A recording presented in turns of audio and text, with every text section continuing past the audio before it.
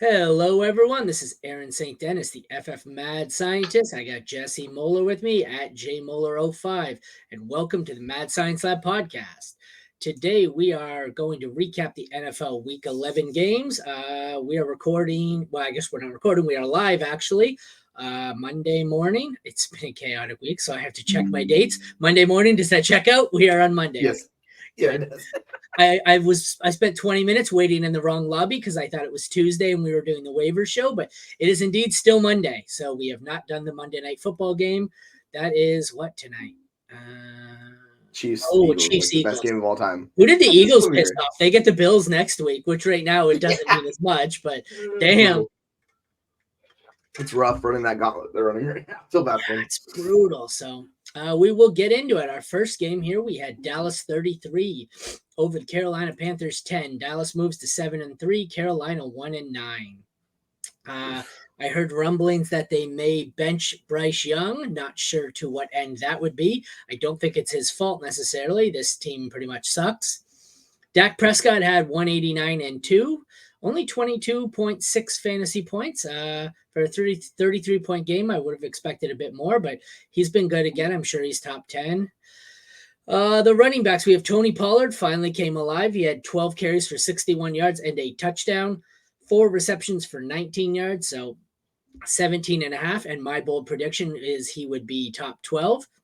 So I need the running backs in tonight's game to not pass him because he is sitting at 12 right now, and I don't want to be a liar on Fantasy Pros. I looked at him going, damn, he's RB12 right now. And I got to fade Swift and Pacheco today, so let's hope it's a passing game. Rico Dowdle didn't do much, 8 carries for 23 yards. Chuba Hubbard looks like the number one there. They split carries. 10 carries for 57 yards for Hubbard, 2 catches for 8 yards. Miles Sanders had 11 carries for 50 yards and 1 catch for 2 yards. So neither was great. 8.5 for Hubbard, 7.5 for Sanders. Passing game, this was actually a bad game for both of them in comparison to what they'd usually been. CD Lamb failed to hit the record books there, did not hit 100 yards for the first time in what seems like forever. He had 6 catches for 38 yards and a touchdown. So not a great game by his standards. The touchdown saved it. Thielen had 8 for 74, but he didn't hit the touchdown there. So his stat line looks worse than Lamb, despite the fact that he pretty much had a better day. Nobody else did much. Cooks 3 for 42, Gallup 3 for 31, Turpin. A lot of that's, I assume this league is including kick returns. Absolutely nothing on the Panther side of the ball. Jonathan Mingo just is not getting there. Tight ends, we had the touchdown go to Schoonmaker, 2 for 23 and a touchdown for him. Ferguson had 3 for 32, no touchdown. Tommy Trumbull had 1 for 4 and was saved by a touchdown. So a lot of touchdown or tight ends being saved by touchdowns here. I'm going to switch over quickly because for some reason I always click on my default league that doesn't have kickers in it because it's the smart league. But both kickers were not great. Pinero went back to a pumpkin for the first time in like a month. He wasn't one of my starts, and it was a good call. He had 5 points. Aubrey was 2 for 2 on field goals. He put up 8. Nothing great there. The Panthers did not register a stat. Am I reading that correctly? Nothing. I think they just didn't get any points. Yeah. They got nothing. And Dallas put up 22 on an interception, 10 points allowed, 7 sacks, a forced fumble, a recovery, and a touchdown.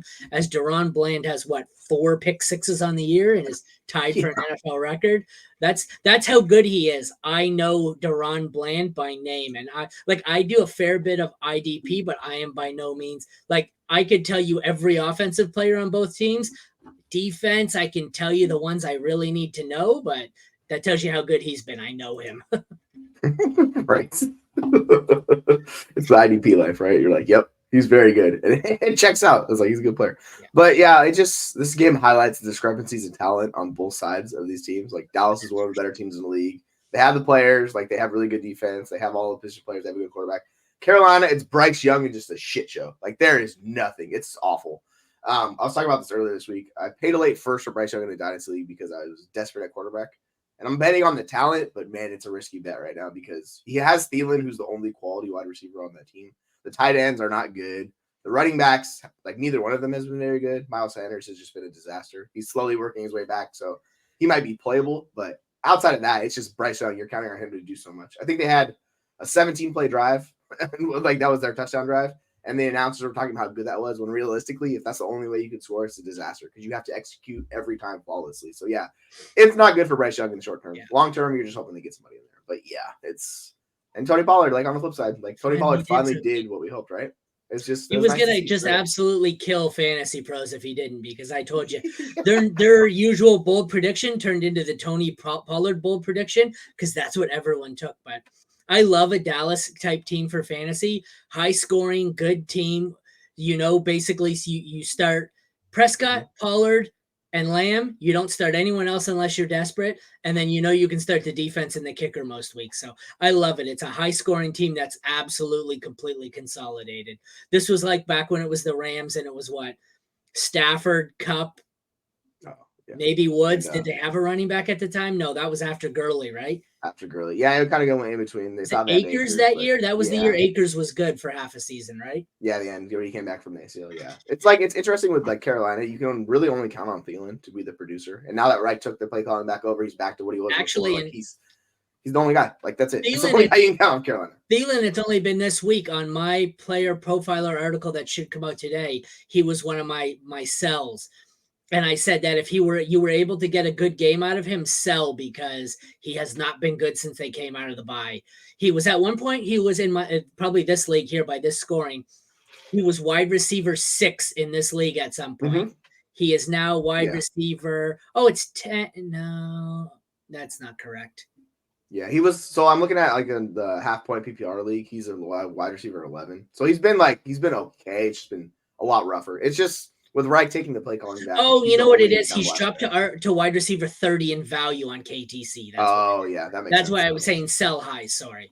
Yeah, for sure. And like, if you don't need the points on a contending team, just like sell him. He's not going to do anything. He's going to have no value in off season. So 100%, like get rid of him.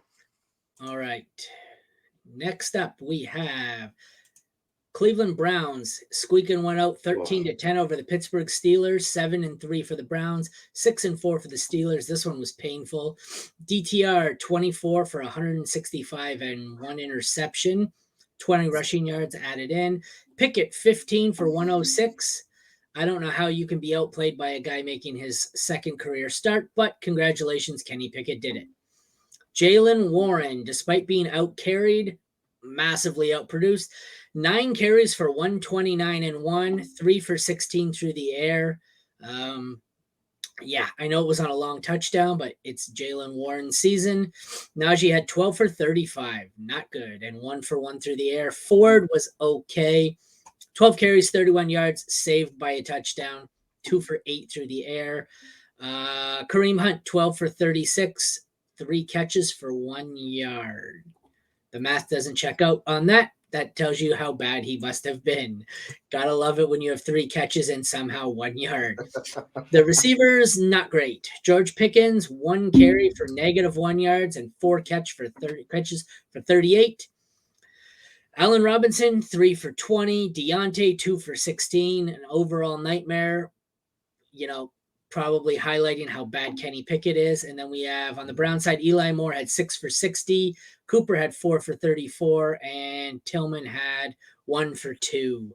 This is not good. This is not a spot. Like, I want to own the running backs here. I want Ford. I want Warren. I don't want any of the pass catchers. Look at the tight ends. Njoku. Actually, this is funny because I said Njoku was the only one who seems to get a bump with DTR at quarterback. And sure enough, 7 for 56 here. He was probably the best pass catcher, which he was. No useful tight ends on the Steelers.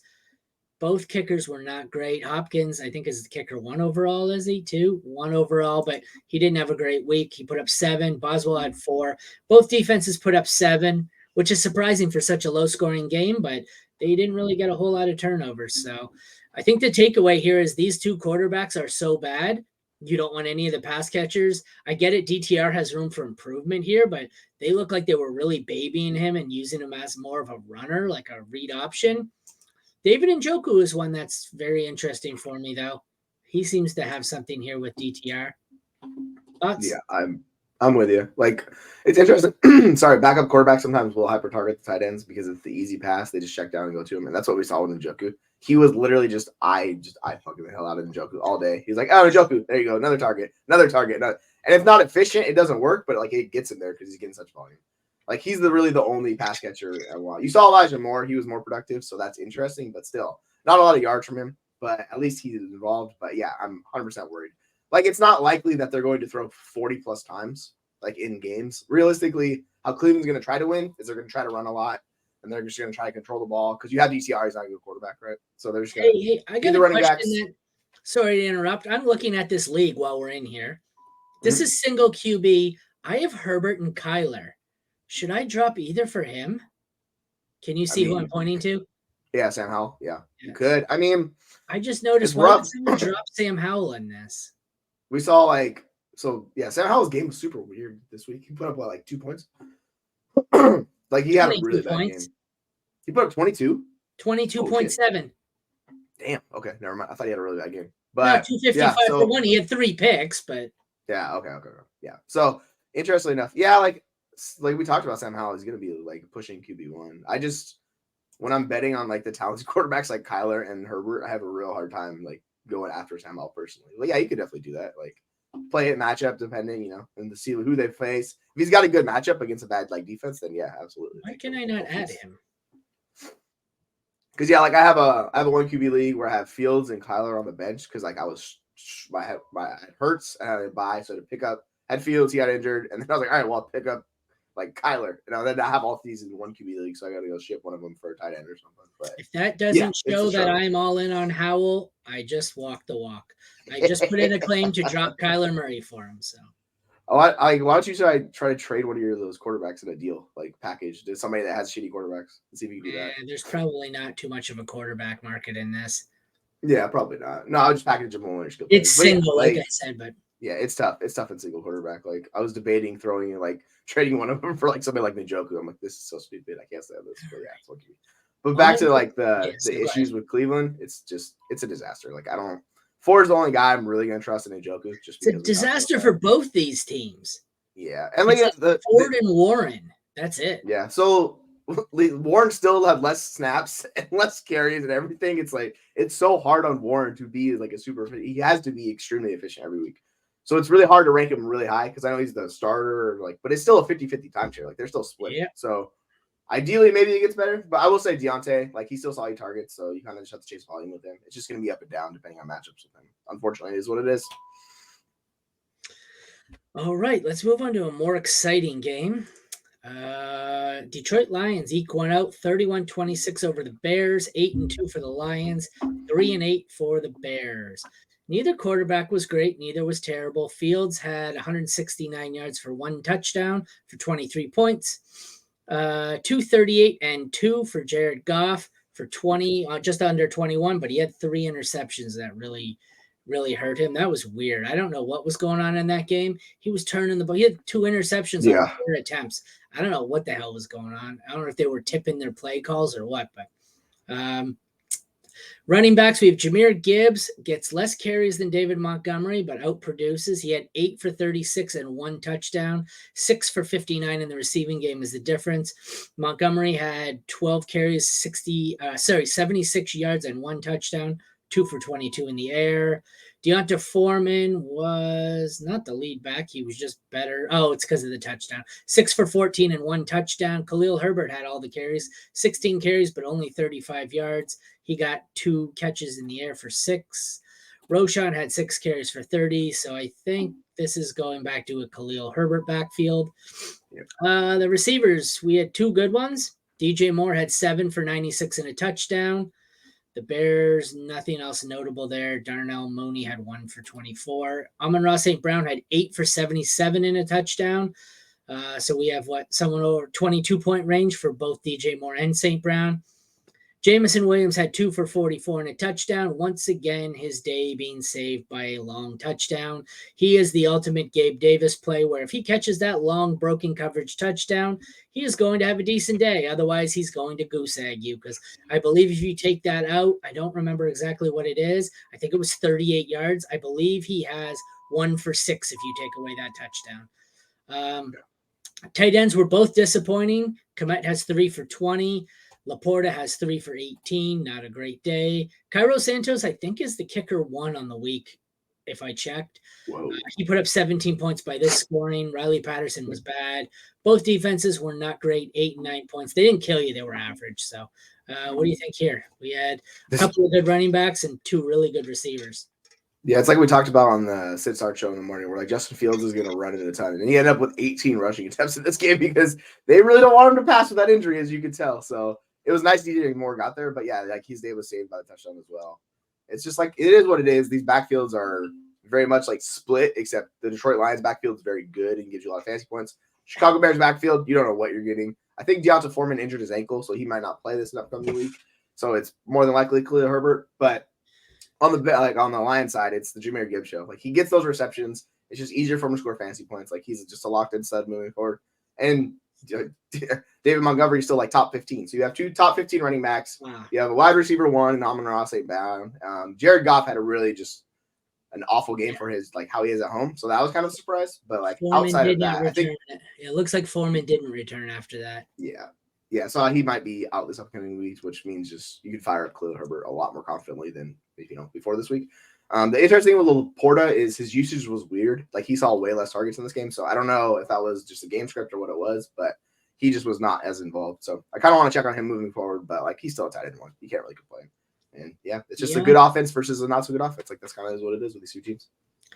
Deonta Foreman, video suggests re-aggravation of his ankle sprain from earlier in the season. If active week 12, data would favor a heavily decreased workload. Yeah, that so we're not is playing from Deepak Chona.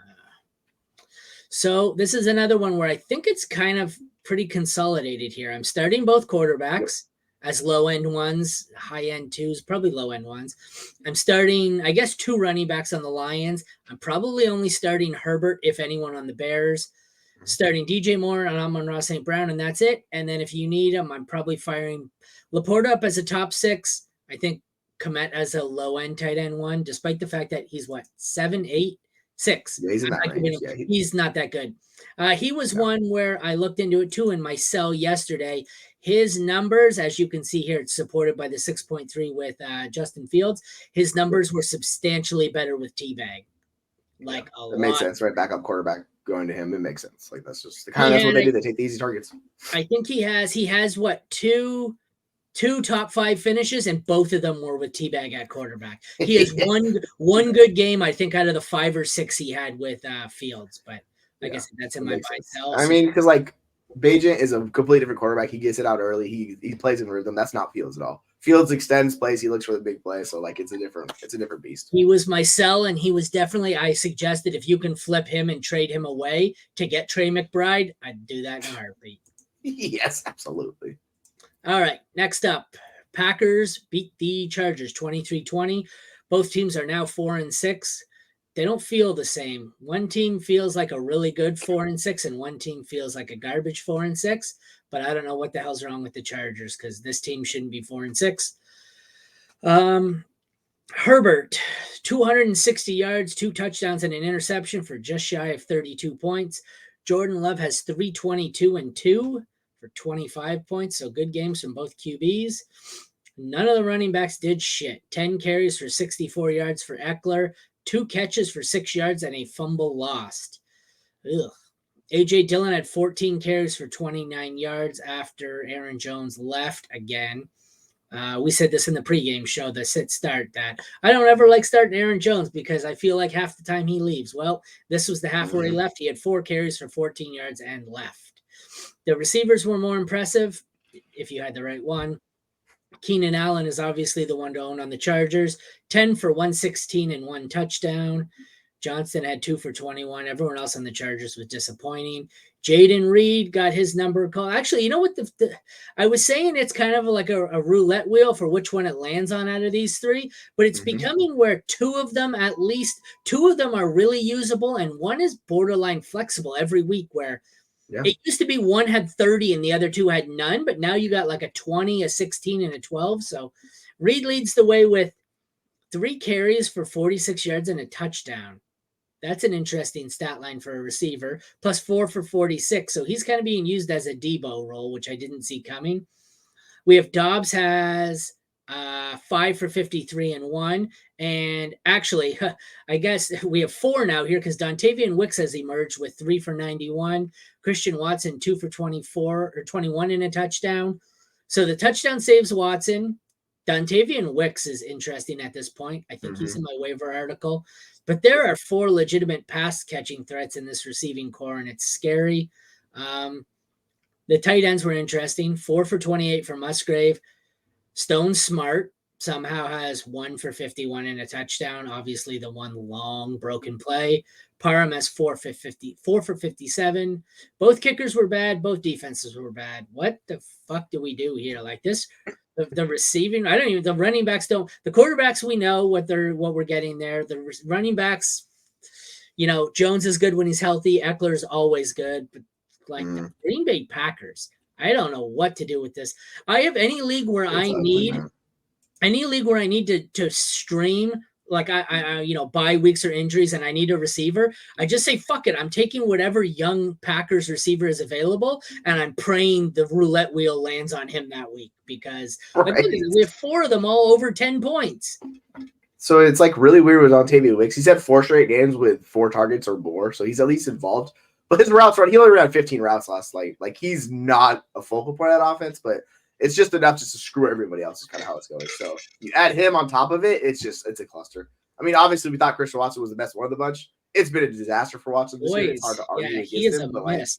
What's up with this? So is Jordan Love that bad of a pass? Like 7 targets, 3 catches, 8 targets, 3 catches, 7. Can he not catch, or is Jordan Love that inaccurate? I think I know the answer. I think it's a mixture of both. Realistically, like it's not good, man. It's so bad. Like we talked about, the regression is going to happen for Watson, and he's still going to be downfield using those threats. But like Love's been better the last couple weeks. I think his PFF grades like dramatically gone up. So who knows? Maybe he's turning a corner, but it's not happening with Watson. So 2 touchdowns on the season. Better, but, yeah, 2 touchdowns. I would say regression has normalized. Yeah, and he's wide receiver 60 or something right now. It's just and like the funny. I'm not even gonna play Dylan. Like the Jones injury looked really bad. I think he's gonna be done for a few weeks because he was immediately carted out and he was like gone. So I think that's a pretty significant injury. I haven't looked into it. I think it's a few weeks. I think he's done minimum. I thought he might be ACL, MCL is what I said. Yeah, like I think he's done. Which sucks. I want Dylan. If he's done for the year, I'll take Dylan.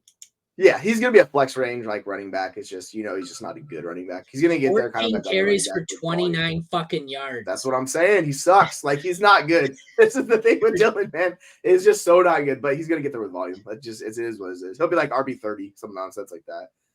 By the way, did you see that Eckler run last night? He looked like he had no boost. He went down the sideline. Oh, I seen that. Someone said Eckler out here running like a fullback. I did see it. Yeah, he was.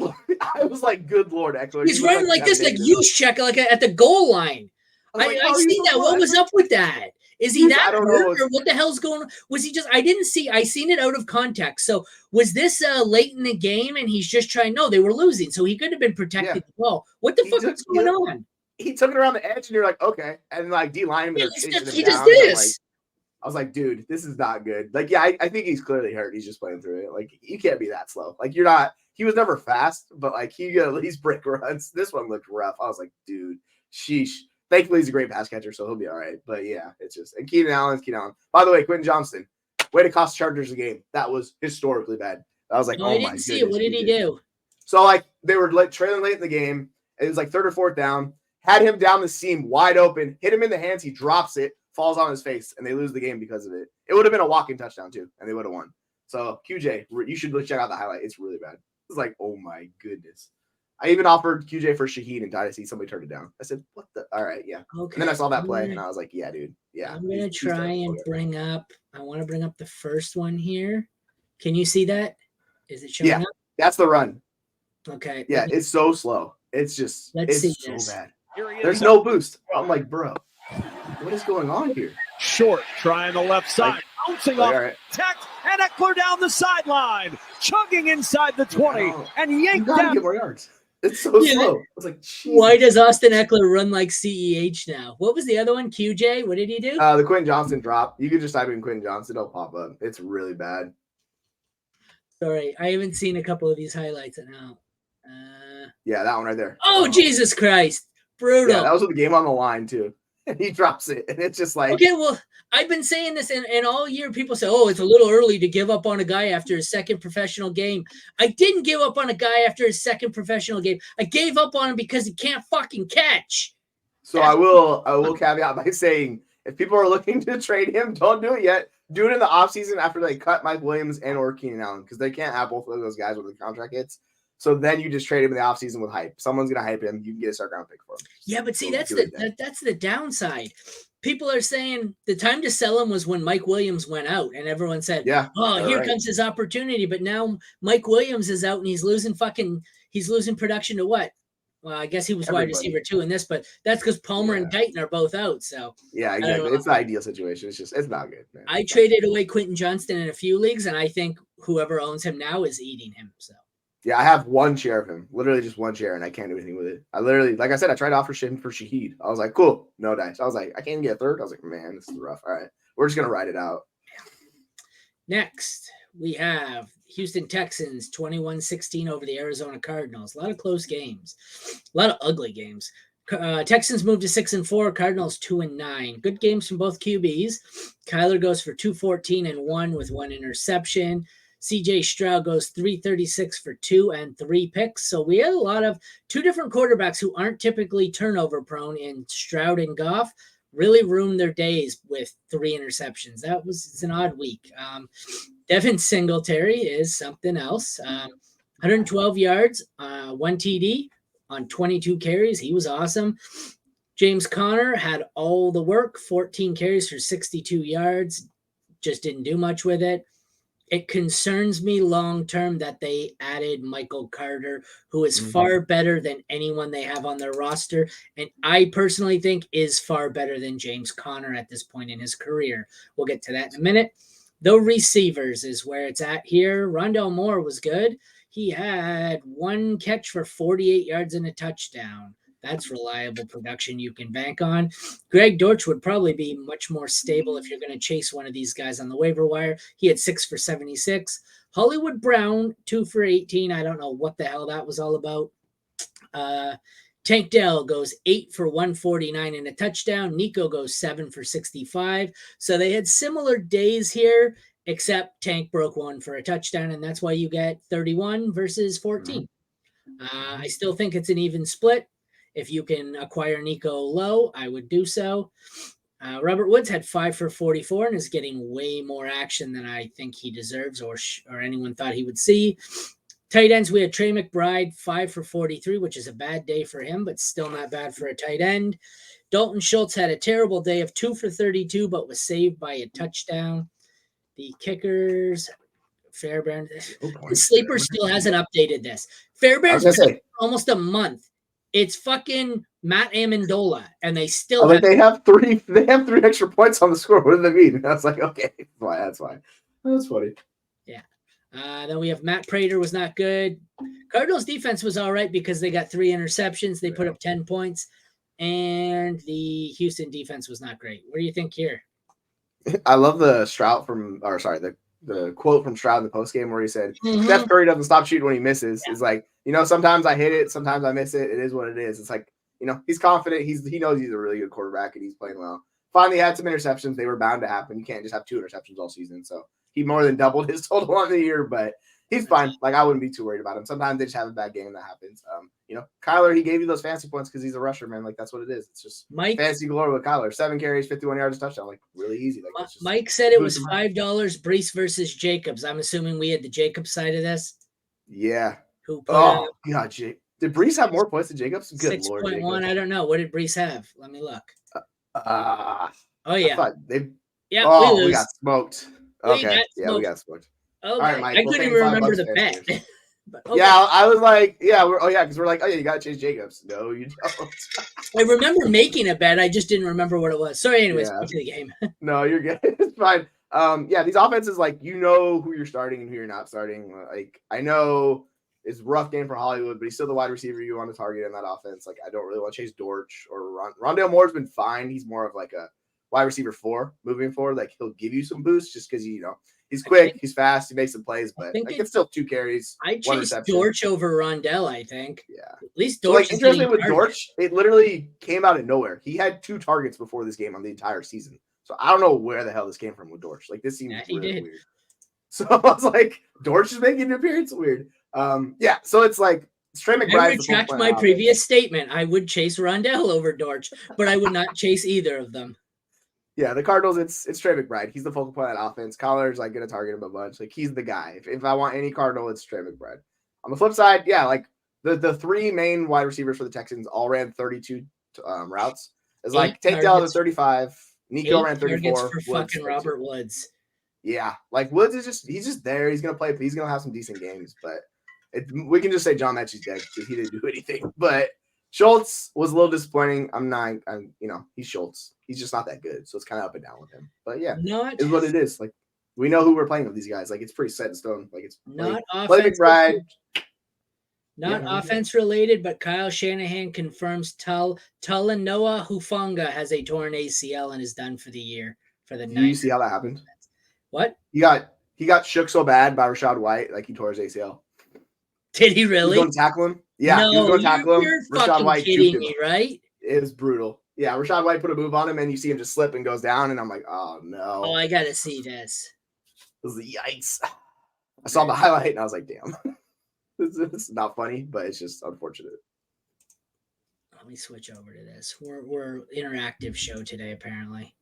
Yeah, that's what we're doing, I guess, Just have a little fun with it. By Rachaad White. But you got to have that protection. Chase Young is coming free, and there's Cade Otton just to give him enough time. It's just that little flick. Now you're in space. Wow. Those leg buckles right there. That's crazy. That's it. By Rachaad White. Jeez. You did so well, you ended a guy's season. Wow. It's like, dude. And he's one of the better defenders in the league, too. It's like, geez. Yeah, that hurts San Fran, man. That's not good. That does. That's a big loss for them, unfortunately. But yeah, like we know what these teams are for fantasy. Yeah. Like it's Stroud, it's Kyler. Connors, he'll be fine. He's just gonna with Carter running more routes. I think Tony Jones ran like 10 routes of the 32 routes that were possible. So, Carter's gonna run more than that because he's a better player. I just don't think he's gonna get many carries over like James Conner. I think they really like James Conner there. So like it's gonna be like a split kind of with Carter. It might be for the future. Yeah. Well, like with the future for that team, like I don't know. I think Connor's gonna be gone. They'll probably draft somebody realistically. I think that's best case scenario. Oh, have we done this Oh no, we haven't done this yet. According to Ari Meroff of the 33rd team, the Falcons have named Desmond Ridder as their quarterback for this week. Yeah, because that injury with Heineke, right? So they're like, play him as the starter moving forward for the remainder of the season. Oh, how bad was Heineke's injury? I didn't know. Was it a concussion? What was his injury? I don't remember. I don't know. I don't remember seeing him get hurt. Yeah, but like we'll talk about Singletary. Like he looks awesome. What the Falcons were on? Oh, it's because it happened last week. The Falcons are on bye, are they not? Yeah, they are. They didn't play because so it happened last week, and I just forgot. Okay, I was gonna say I didn't see Heineke get hurt. No, but it was last week, and I think it was concussion, but I'm not 100% sure. I could just be mistaken on that. But yeah, like for the running backs with Houston, like Singletary, he's more than likely what we call a league winner. Like he's a guy getting a ton of work. Dameon Pierce is out. It's just like he's been the better running back. Like they're going to talk about him. So yeah, it's hamstring. It's a hamstring. Okay, and those are not fun.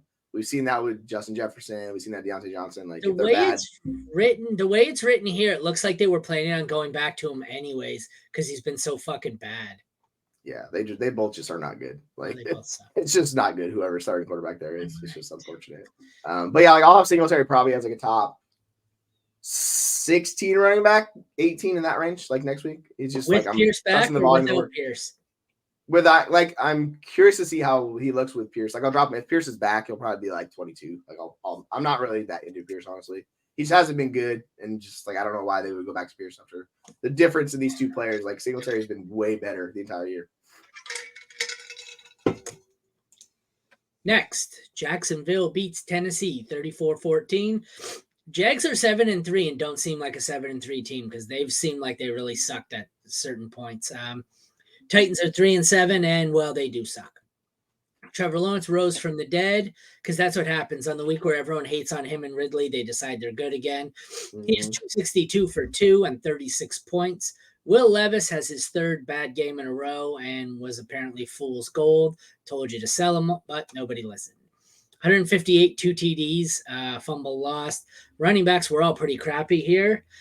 Travis Etienne had 14 carries for 52 yards, 3 for 7 through the air. Derrick Henry had 10 carries for 38 yards. Tyjae Spears, 4 carries, 14 yards. Dearness Johnson had 7 carries for 20, like nothing. It's all garbage there. Some of the receivers were usable. D-Hop had 4 catches for 59 and a touchdown. Chris Moore had 1 catch for 49. On the Jag side, we have Calvin Ridley with 7 for 103 and 2, which is great and looked awesome on everyone's bench because there's no way anyone was starting him. That's like Mike Evans in the fantasy playoffs last year, putting up 40 when you weren't playing. Well, no, Mike Evans got me in my championship. Yeah, yes, that was great. In your championship, but the problem is most people, if he did that for you in your championship, if you owned Mike Evans, you had already been eliminated, so it didn't matter. So. Oh no, I was just riding him. Like he was like my second flex play. I know we had Evans blow up, and I was like, yes. But yeah, like he won multiple championships for me last year. Most people didn't survive that long with Mike Evans in their lineup, but Christian 100%. Kirk, 3 for 48.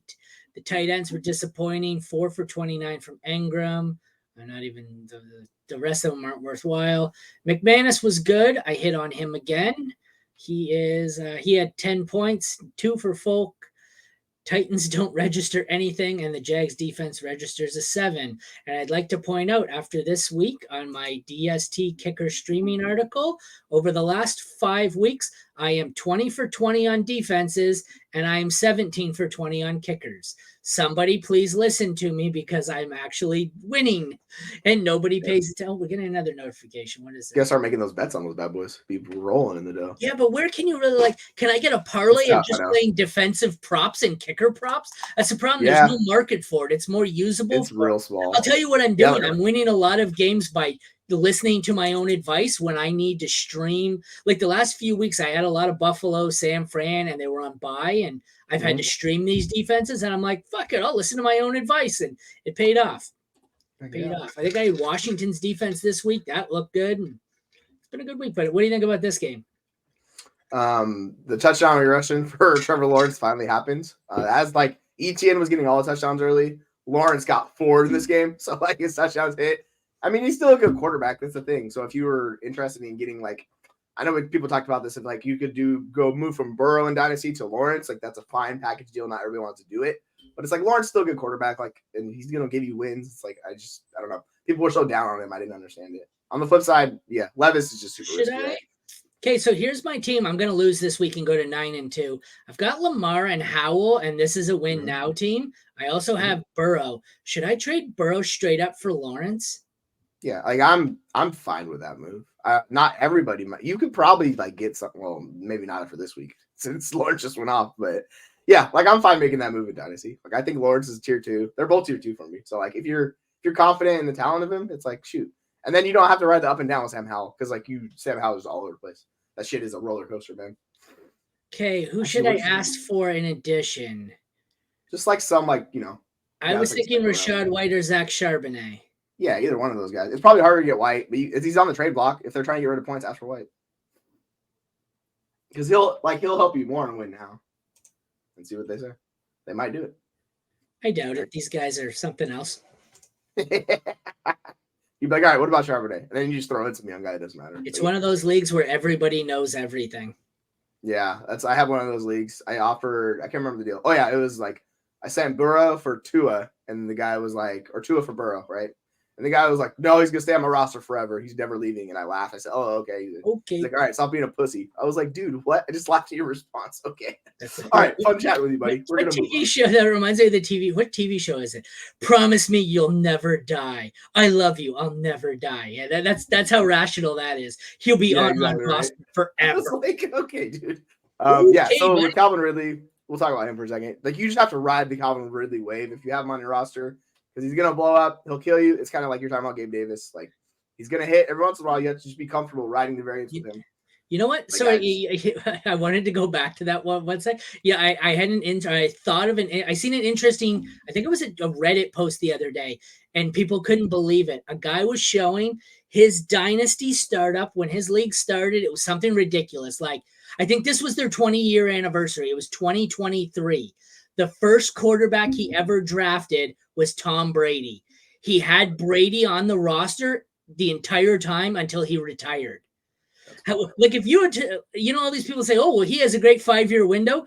What are the odds you get a 20-year run with the same player? And I mean, having a 20-year dynasty league is something else, but having Brady, and he had the documentation to prove it, having Brady on your team on dynasty for the entire 20 years is something else, man. I remember the Dynasty Nerd you guys were talking about. They drafted one. I think it was Dynasty Rich. He drafted Drew Brees and it started out like the first year, and he just had Brees for like 15 straight years. He was like, it was incredible. I was like, yeah, dude, like that's fantastic. My ass is too impatient. I'll trade them all. So I'm like, you know what? Ship them out, whatever. So if you look at all my transactions, yeah. See, this guy seemed like he was just he never really shifted out of into win now or rebuild. I'm not. I have a league. I'm either 100% going for it or I'm in 100% tank mode. I am not an 8th place sneak into the playoffs kind of guy. Yeah, I got a buddy in our league. He's really like all invested. He just traded for Burrow. He got injured. He picked up Dobbs. He was terrified he was injured. He had Aaron Jones. He had T. Higgins. He had Darren Waller. He had a couple other guys all been injured this year. And he's like, dude, I'm cursed. I'm like, and he's all in. He has like no draft capital anymore. I'm like, yeah, that'll happen sometimes if you do that. It is what it is. It just sucks. Sorry, Ridley. You were talking Ridley. Maybe yeah, so like he's a roller coaster. I hate Ridley. Yeah, you got Robin Kidley, as we'll call him. You got to ride the wave with him. It is what it is. He'll blow up every once in a while. Kirk was fine. Like, it wasn't great, but he still targets, so it's it's all good. On the flip side, Hopkins, it really depends on Levis. They only threw it 17 times. I don't understand why they only threw it 17 times. They were blown out by 20. I don't get this at all. But Ridley's fine. Like, he's not a terrible wide receiver. He's just not an elite wide receiver anymore. So, sorry to interrupt you again. We have a ton of updates coming out. Dolphins rookie Devon Achane re-aggravated the same knee injury during Sunday's game that sidelined him for 4 games. Will not require surgery, but he will be out a little while. The team is gathering more information on how to proceed next. They're probably going to shut him down, I'm guessing. Like, that's just my assumption. They just shut him down. Yeah, not good. It's like you re-injure that same knee. It's like, dude, it's just, we're just going to. I have had on 2 separate occasions where I have a couple of shares. I got a ton of, I don't know, I think I told you this back during draft season where I stacked a lot of Jeff Wilson and Raheem Mostert back-to-back in like rounds 15, 16, 12, 13. So I've got a lot of Mostert. And there were a lot of leagues where I said, oh, fuck, I got to sell Mostert. And this is twice now where I've held on to him, hoping for one last week. And then Achane has gotten hurt and where I'm like, he might be usable again. So, yeah. Like it's just unfortunate because he's such a good talent and he's getting injured. But yeah, like back to Jacksonville. Interesting with ETN is weird. Like, because this game was a blowout, if you look at the usage, the other guys got more carries than they normally do. But he's been really good. He's top 3. Like, he's fine. It's just he's a little more touchdown dependent than, like, the McCaffreys, the Ecklers, and those guys. Because he doesn't catch, passes as much. So that's why you see Bigsby and Johnson with however many, like, 17 carries or whatever. Like, that shit ain't staying. So it is what it is. And, yeah, the Titans offense, man. I don't know what you do. When they get behind, Derrick Henry can't do anything. It's just Tajay Spears didn't do anything. It's really just – it's up and down roller coaster with them. Yeah, they suck. So, like, it just is what it is, unfortunately. And yeah. All right, we got to speed up a little. We're taking our sweet time here. We still got 1, 2, 3, 4, 5, 6 games left to go. Ooh, maybe 45 minutes. Okay. Dolphins 20, Raiders 13. We've got Tua goes for 325 and 2 touchdowns and an interception. Aiden O'Connell 271 and 1 with 3 picks. A lot of 3 interception games from quarterbacks this week. Mostert 86 yards, no touchdown, puts up 13 points. Jacobs goes for 39, and I thought he had a touchdown. Oh, no, he didn't have a touchdown. That's what killed us. Then he had 1 reception for 12 yards. Ahmed chipped in 3 carries for 6 yards, and then 3 for 25 and a touchdown in the air. The receivers do what they do. Tyreek Hill had 10 for 146 and a touchdown. Waddle, disappointing again, 4 for 55. Devontae, 7 for 82 and a touchdown. So we have 2 really good assets here. Jacoby Myers puts up a similar stat line to Waddle, 4 for 49. Renfro, 5 for 42. Cedric Wilson, 3 for 23. Nothing else to see there. The tight ends are a mess. 4 for 46 from Mayer, which isn't terrible. Nobody else put up a point. Both kickers did not put up anything. How is that possible? Because I'm on the wrong league. I switched off to make that trade. I was looking at the stats and I was like, there's no way. Yeah, it just doesn't make sense. I looked too. I clicked over to make that trade offer that I didn't forget. Oh, yeah, you're right. Carlson was decent. Sanders was good. Raiders were decent, and so were the Dolphins. None of it killed you. None of it helped you. I'm getting another notification. That is just Sleeper 5 minutes behind what the other notification was. What do you got here? Yeah, so this is what we talk about with Jacoby and Devontae. I'll just hit on those guys really quick. Aiden O'Connell loves Devontae Adams. He's like the number one guy. He's really only focusing on him. So the ancillary pieces, because O'Connell's not a good quarterback, they suffer. So it sucks for Mayer. It sucks for Myers. Like, they're never going to hit ceiling games. Adams is getting there basically on volume, and he's such a good wide receiver. He wins. On the flip side, I don't know what the hell to do with Jalen Waddle, man. It's super frustrating. They were talking about dynasty trades of like doing Tank Dell swap for him, and I'm like, honestly, like, I'm considering it because Stroud's been so good and he's going to pass so much. Like, it totally makes sense. It's just sucks for Waddle. That's where he's at. Tyreek Hill's a stud. I know Cedric Wilson got in a few more snaps and routes because Tyreek Hill got hurt. He came back in. Wouldn't pay too much attention to that. But yeah, like you're saying, Raheem Mostert's probably going to be a like top 12 running back again. Like, without Devon Achane, he's going to be out. Like, I don't trust Ahmed. I don't really think Jeff Wilson's that good anymore. So it's probably going to be Mostert. And Jacobs just had a bad game. This is what it is. Sometimes you just have inefficient games. That's Jacobs. I wouldn't worry about him moving forward. He'll be fine. It's the same guy that it is. Like, he's an RB1. All right, moving on to another barn burner. Giants 31, Commanders. I almost pulled the Jeremy. Commanders 19. Both teams suck. Tommy DeVito, 246 and 3 touchdowns for 30 points. Sam Howell, 255 and 1, which was weighed down here by 3 interceptions. That's like the 5th 3 interception quarterback on the day. Just like to point that out. Saquon Barkley goes 14 for 83 and then 4 for 57 and 2 TDs through the air and killed me in the other league that I was 9-1 in. Thank you for that. Brian Robinson, 17 for 73, 7 for 58 through the air. And Brian Robinson is quietly one of the top running backs in the league right now. Yeah. RB4, and nobody cares. He was my top buy because nobody cares. They don't like him. It's one of those that's like Rachaad White. We don't think he's good. So we're like, oh, he sucks. But he's winning you leagues. Yeah, like he's putting up numbers. Rachaad White is like, what, RB15? We'll see in the next game. Slayton, 4 for 82 and a touchdown. Wandell, 1 for 2. Sorry, 3 for 35 and 1 for 2 on the ground. Dotson, 3 for 23, saved by a touchdown. McLaurin, 5 for 43, not saved by a touchdown. Excuse me. Tight ends, 5 for 58 for Logan Thomas, who was hampered there by a lost fumble. Bellinger, 3 for 38. Both kickers put up 7. The Giants' defense was fucking beast. 3 interceptions, 4 sacks, 4 forced fumbles, 3 recoveries, and a touchdown. And the Commanders were half decent. So I believe those were 2 of my DST starts of the week, and both got over 8. So both hit.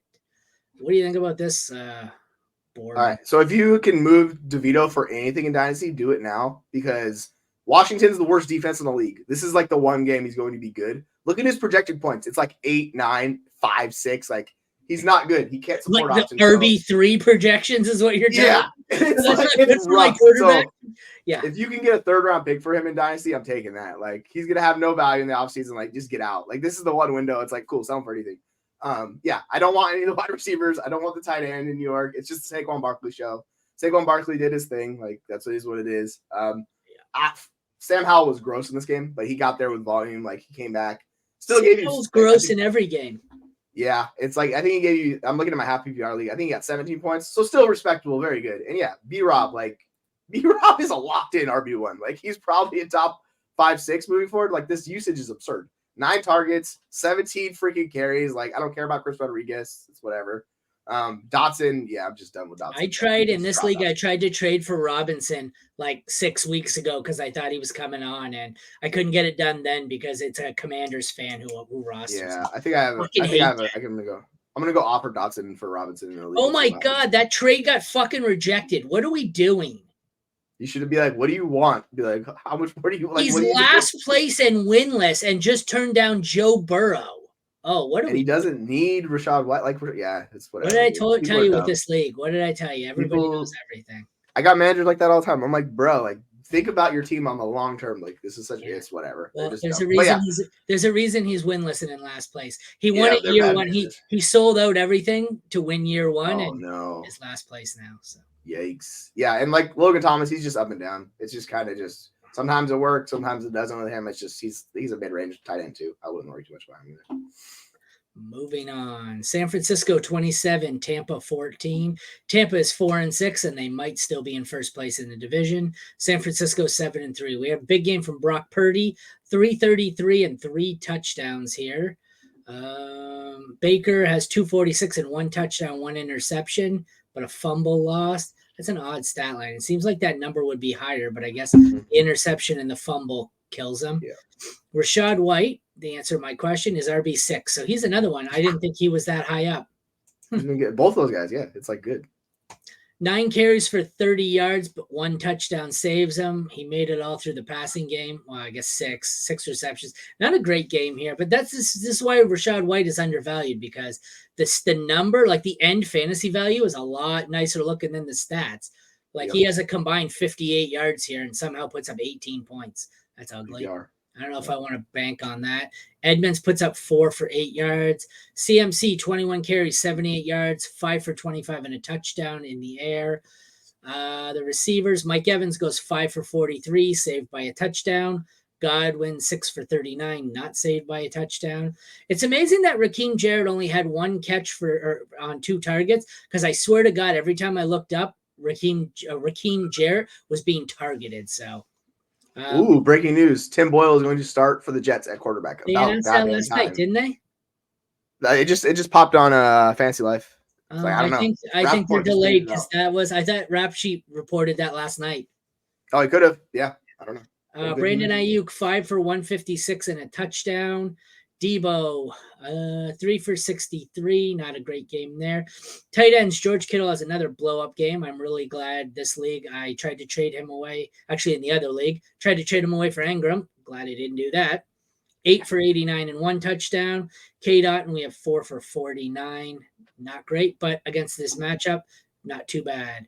Moody was decent for 9 points. Chase McLaughlin sucked. The Bucs defense sucked, and the Niners put up 10 because even in a not great matchup, the Niners defense is still the Niners defense. What do you take away here?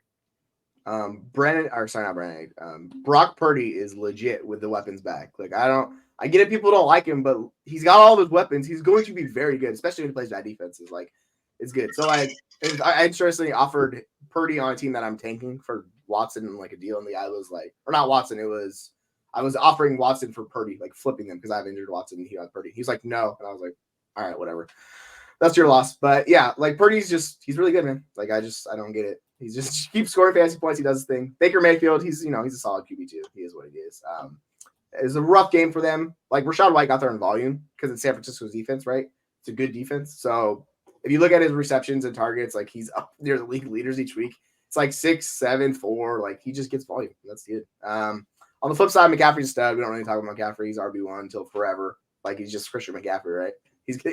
I think the best bet for him was the touchdown bet this week because he didn't score last week. It was like 100% chance to score a touchdown this game, and he did. No surprise. And then we go down to the wide receivers. Mike Evans, he's their wide receiver 1. He made a nice play for a touchdown. He got 12 targets, dude. Like, it was not efficient, but he got there on the targets.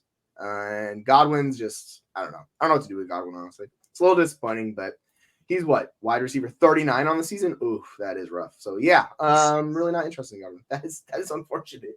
I don't know how high do you have Brandon Ayuk ranked in Dynasty? Because I've heard some ridiculous takes on him. Because he is very, very good. I just don't know about his situation. 12 to 15?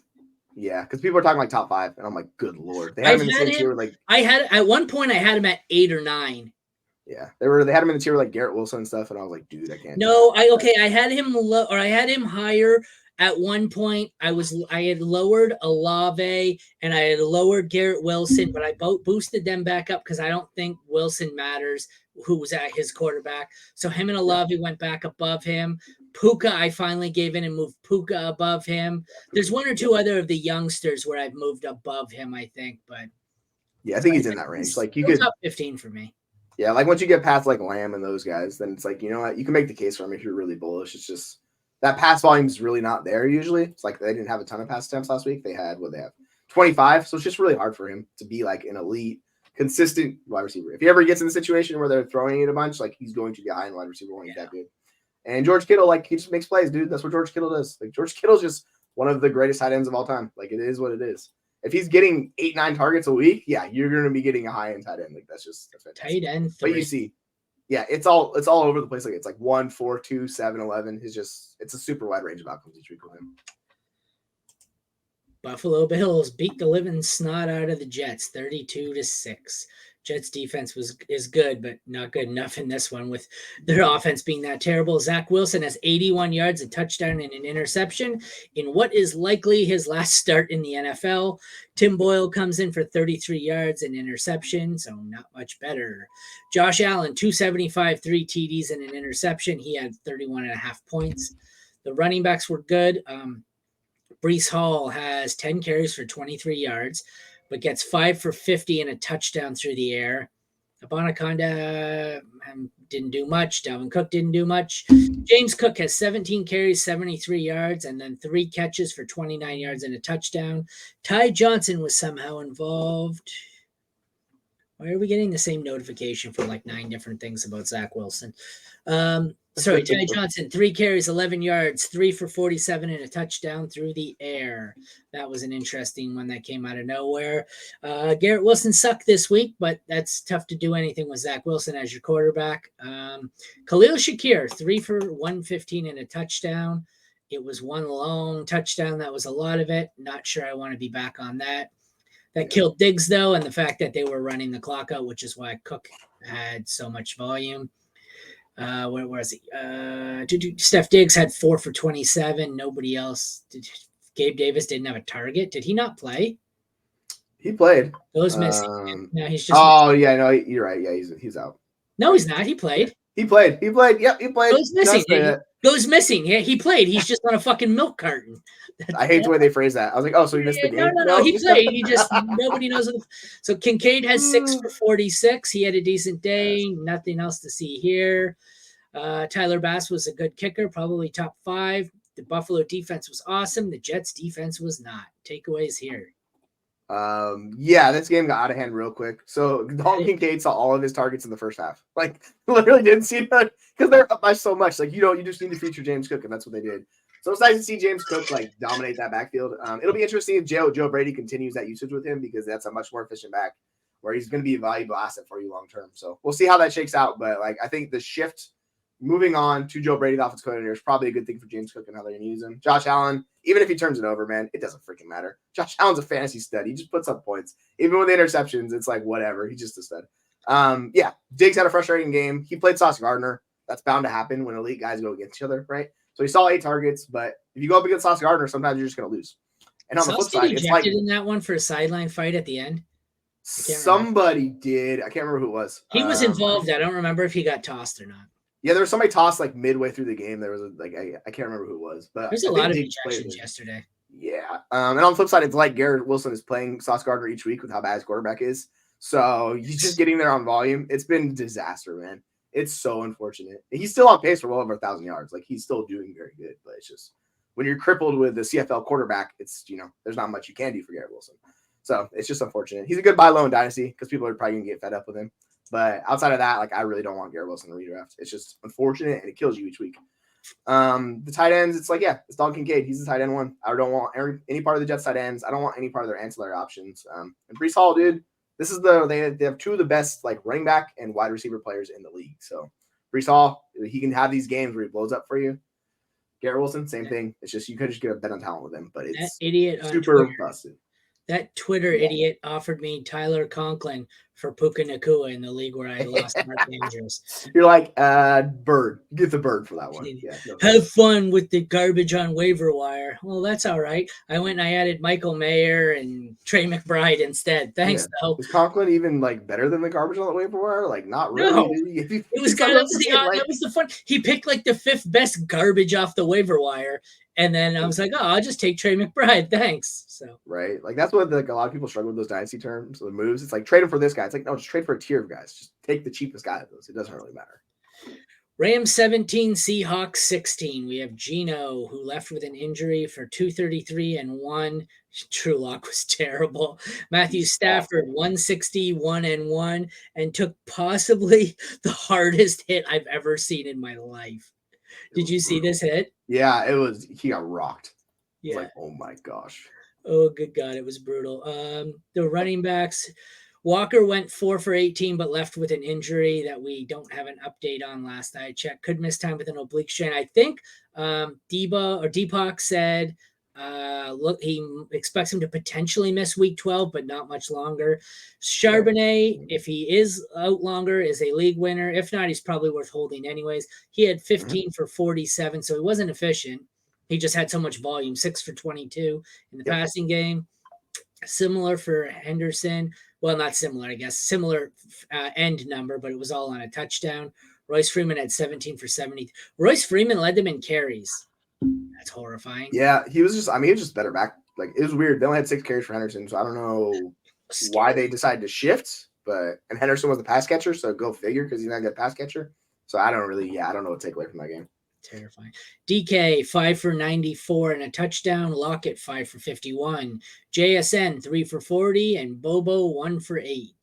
On the Ram side, we have Puka Goween 5 for 70 and a touchdown. Trammell comes out of nowhere with 3 for 23. Not much else to see here. Tutu Atwell 1 for 17. Cooper Kupp 1 for 16, but he left as well. Yeah, that's ankle rough. sprain. He re-injured that ankle. Deepak says he expects him to play next week, just with a slight performance hit. None of the tight ends did shit. Jason Myers at kicker was good, and the defenses both sucked. This game was a fucking nasty, ugly one. This game was wild. So as soon as we saw Drew Lock coming in, I go, fuck, Seahawks are going to lose. And Drew Lock was terrible, and he turns it over, literally cost them the game. It's just they had to bring Geno back with his hurt elbow.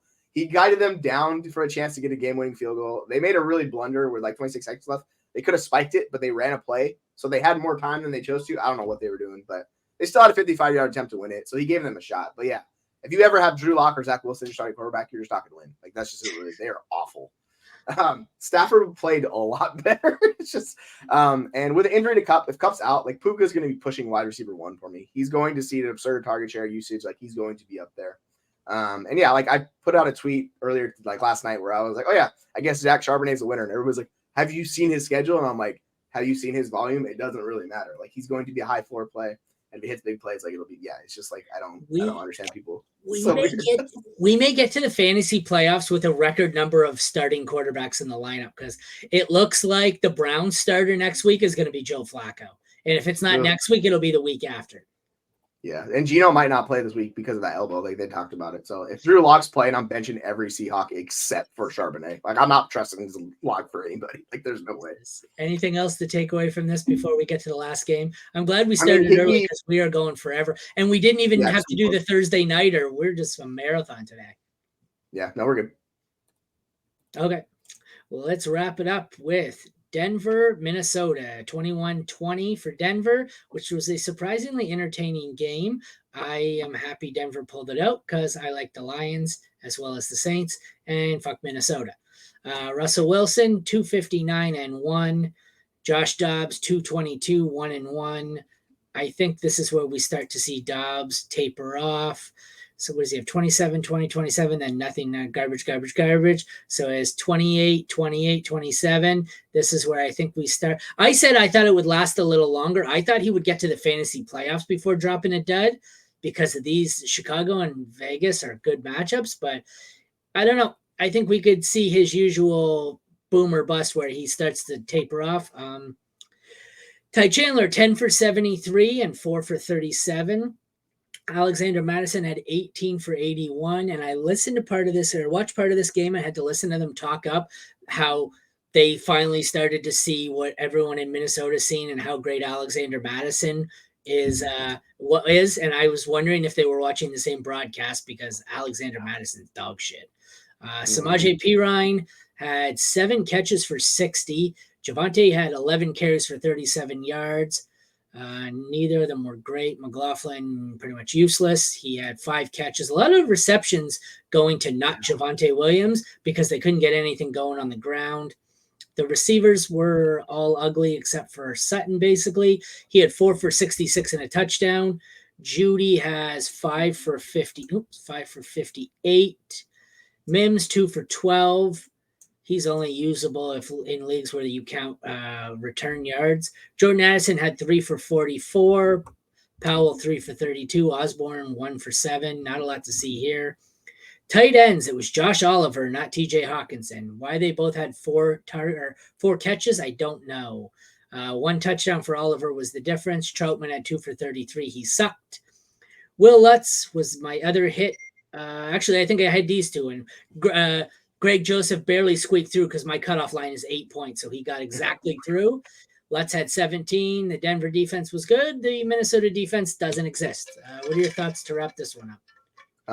So Russell targeted the running backs at a 28% target rate. Like, that's absurd. That's basically like he's playing with Eckler back there. So yeah, I don't know what was up with that as a game plan, but yeah. It took a while for Sutton to come through. He finally did, where he made 2 just insane catches on that final drive to win the game for them. So yeah, that connection between them is real. Sutton's the best wide receiver they have. Like, I know people like Judy, but honestly, I'm not really interested in Judy. The Javonte thing is odd because people were hyping him up and I was a little skeptical. And then he had this game where he's splitting work and splitting carries, so they couldn't run the ball. It's weird. Like, so they tried to feed him, but they abandoned the run in the second half because they just couldn't run on Minnesota, and I don't know why. Yeah, then they brought McLaughlin and Pirine for all those attempts. It's just strange. But yeah, you don't really want a tight end outside of Hawkinson, like Oliver and Troutman. No, thank you. Hawkinson took a while to get going. Oliver caught that 1 touchdown early on, but then Hawkinson finally got going. It's just a little tougher with Dobbs, right, for these pass catchers, right? Without Justin Jefferson, it's forcing Addison to be a role he's not like really capable to be a true wide receiver 1X in an offense. So like it makes it harder on him. So we need Jefferson back, and then they both can kind of cook together. And yeah, I think Ty Chandler's just a better running back, like you're saying. So I'd much rather have Chandler. But like Dobbs, he's gonna give you fantasy points. It is what it is because he rushes and he had more points than Russ, so I'll take it. It's just he's not 21 yards on the ground. Yeah, this is what it is. Like, and if he gets a touchdown, he made a couple boneheaded plays. He had a chance to win the game for them. He gave him a shot. So it's just he's better than the other option, like Nick Mullins or whoever else is there. Yeah, I guess he's probably like QB8 right now based on just how many backups are starting.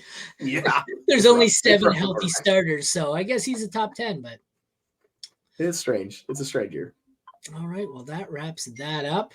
Check back with us. We have a weird schedule this week. So tomorrow, Tuesday, we will be live at noon, I believe, for me and you in the waiver wire. Wednesday, we're going to try and do during the day. We don't normally record. We don't normally record or go live Wednesday, but we are going to somewhere or between lunch and dinner because we got to get the previews out for the Thanksgiving games early. So catch us. Look for my tweet sometime during the day tomorrow or Wednesday. We're going to get out a show on Wednesday to preview the Thursday games, and then we'll be back for our usual times Thursday, Friday for the game previews. For Aaron and Jesse, thank you for tuning in to the Mad Science Lab podcast. Take care, everyone. We'll see you tomorrow with the Waiver Show.